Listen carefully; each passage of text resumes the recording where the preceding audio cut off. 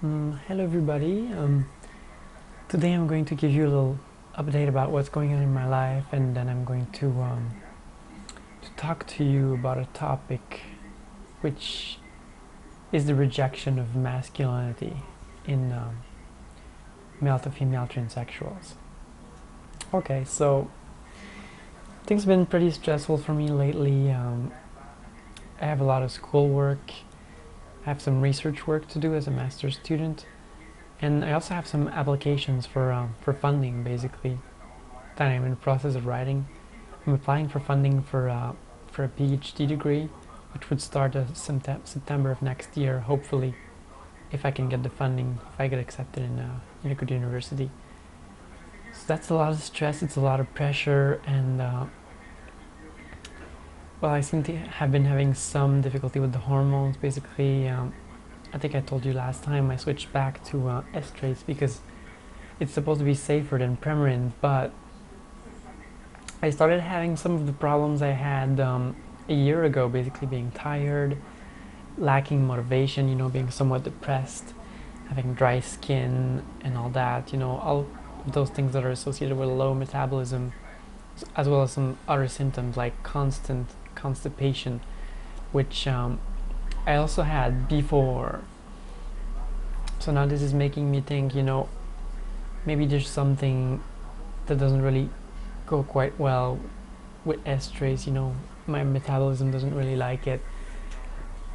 So I'm trying to see my doctor. I have an appointment with him on the 20th of October, and I'm trying to maybe see him earlier than that if I can.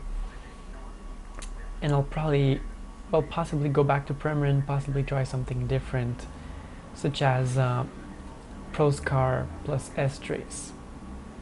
So why would I take Proscar plus estrace when I just said I had some issues with estrace? Well, I don't know exactly what's happening. One possibility is that the estrace is contributing to lowering my testosterone too much, and that would cause my metabolism to slow down and all of the health problems that are associated with that. So by going on something like Proscar, I would be allowing my testosterone to go slightly higher, but still hopefully within female norms, and sidestepping those issues while having a product that's also safer than Premarin and possibly more effective. I discussed this with some transsexuals, on a discussion forum, and I got some mixed opinions about these issues, But I think a lot of transsexuals are actually having similar issues to mine, the depression, tiredness, and all that. It's actually pretty common. And people just assume, that those things come with hormone replacement therapy, but they don't really try to understand why. And I think, possibly it's because you're cutting down your testosterone too much. People tend to forget that women have testosterone too. Men have it, and testosterone is widely known, as the male hormone. But it's not just a male hormone. Women have about 10% of what men have, and it's important. It contributes to their sex drive, and it contributes to the activity of their metabolism. And if you take an anti-androgen and you cut your testosterone down to 1% of what it was before, maybe you don't have enough anymore, and maybe that's going to cause you health issues. And I think transsexuals, they don't really think of this, but as transsexuals, we tend to want to eliminate masculinity.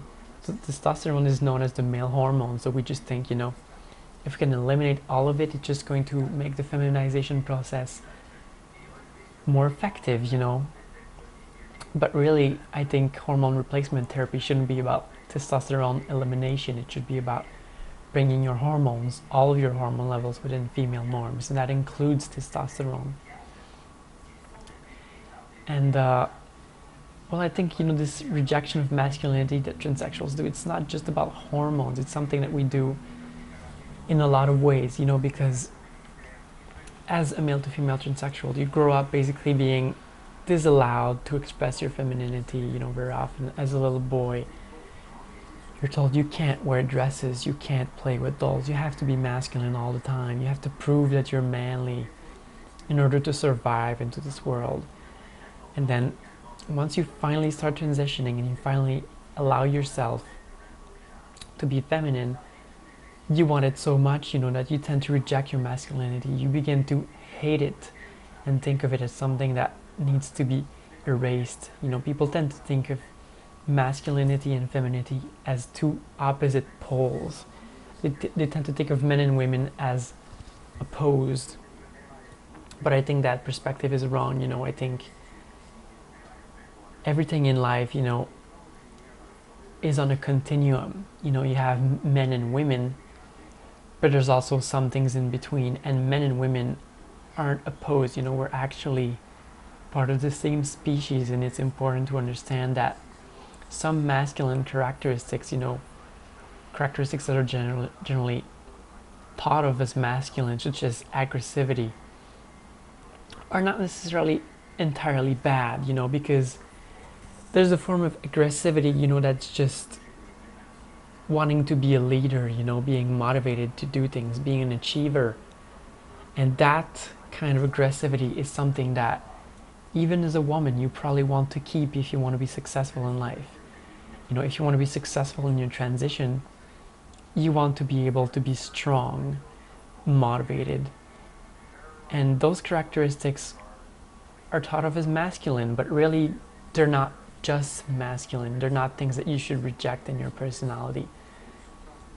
And all of the strength you've built up in your life as a man before your transition, you shouldn't just reject them, with the back of your hand, oh, that's not me anymore, I'm a different person now. I think people have to appreciate what they have already before they start transition, and focus on the things they really need to change rather than eliminating the masculine side as something that's fundamentally wrong and evil because it's not who you want to be. And yeah, that's just the point I wanted to make today. Basically, me and my testosterone, I'd like to have my testosterone within female norms. I don't want to eliminate it.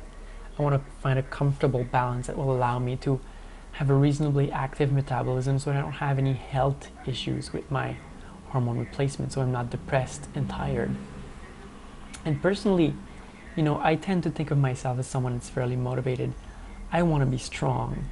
I want to be motivated. I want to be a leader. And those characteristics, are thought of as masculine. But I think, being transsexual requires a lot of strength.